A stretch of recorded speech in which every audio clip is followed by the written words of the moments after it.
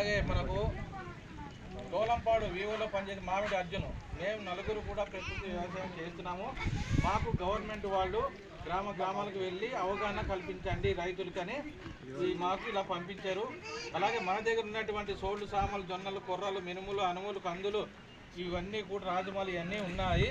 ఇవన్నీ కూడా మరి మన పొలాలు ఉన్నాయి కదా, పొలాలు కోసిన తర్వాత కాలు వదిలేసినాము. అక్కడ మనం జల్లుకున్నాం కలిపేసి చూసాం అవన్నీ కలిపేమది అదన్నీ ఏది కలిపింది జల్లుకున్నాం అనుకోండి. ఉనుపు దుక్కి మనం దమ్ముకి మొత్తం కలిపి దున్నేసుకున్నాం అనుకోండి, మంచి భూమి సారం అవుతుంది. కాబట్టి వేడి ఎక్కువ జరిగింది 3-4 సంవత్సరాలు ఒకసారి వేడి ఎక్కువ. దానివల్ల వాతావరణం మార్పులు చేర్పుల వల్ల వర్షాలు కొన్ని చోట్ల పడుతుంది, కొన్ని చోట్ల పడదు. ఎక్కువ పడుతుంది కొన్ని చోట్ల, కొన్ని చోట్ల పడదు.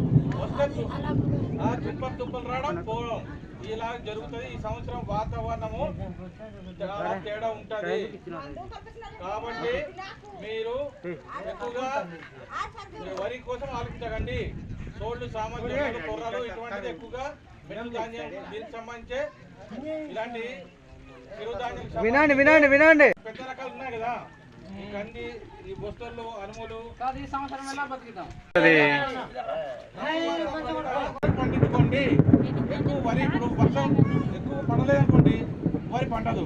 అప్పుడు నేను సోళ్ళు సామాన్లు జొన్నలు కొర్రలు ఇవన్నీ పప్పు దినుసులు వేసుకున్నాం అనుకోండి, కొండ మీద పండుతుంది. కాబట్టి మన ఆహారం మనకు దొరుకుతుంది. కాబట్టి అటువంటిది మీరు వేసుకోవాలి అనేసి మీకు తెలియజేయడానికి వచ్చాము. దానికి విత్తన గుళికలు తయారు చేసుకుని చేయాలన్నారు. విత్తన గుళికలు అంటే పెద్ద రకాలైనటువంటి కందులు బొస్తులు మినుములు అనుములు అలసందు మనం దంచి జల్లించుకున్నాము. రెండోదేమో ఆవు పేడతో తయారు చేసుకున్నాము, జల్లించుకున్నాము. ఆవు పేడ తయారు చేసుకున్నది ఘనజీవం మొత్తం అంటే మనం. ఇది మూడోదేమో పొయ్యి బుక్కి మనం ఒక 10-20 రకాల కర్రలు మనం పొయ్యిలో పెడతాం. అక్కడ అనేక రకాలైనటువంటి సూక్ష్మజీవులు దీనితో మనం విత్తన గుళికలు తయారు చేస్తాము. మిల్ మేకర్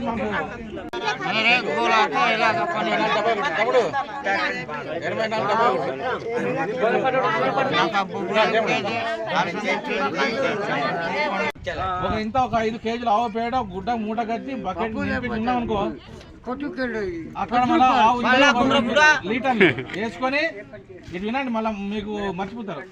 ఈ ఆవు కసతో మనం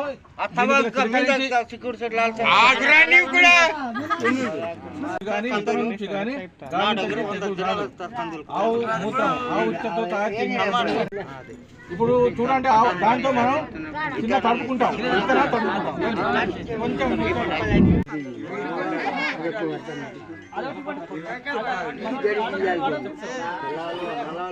మనం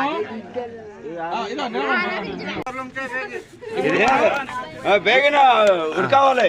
విత్తన శుద్ధి చేసుకుంటున్నాం. విత్తనాలు మనం శుద్ధి చేస్తున్నాం.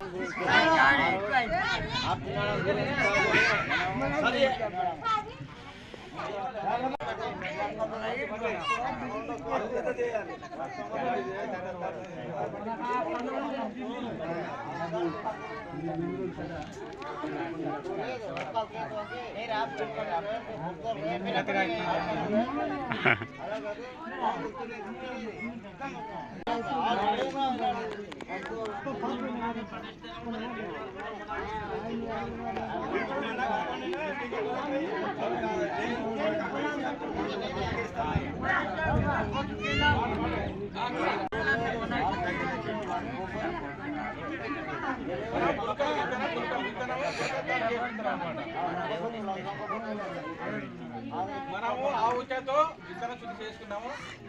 రెండోది మన బంక మట్టితో ఇప్పుడు ఆవు పేడతో మనం తయారు చేసిన ఘనజీవంతో వేసుకుంటాం. ఆవు పేడ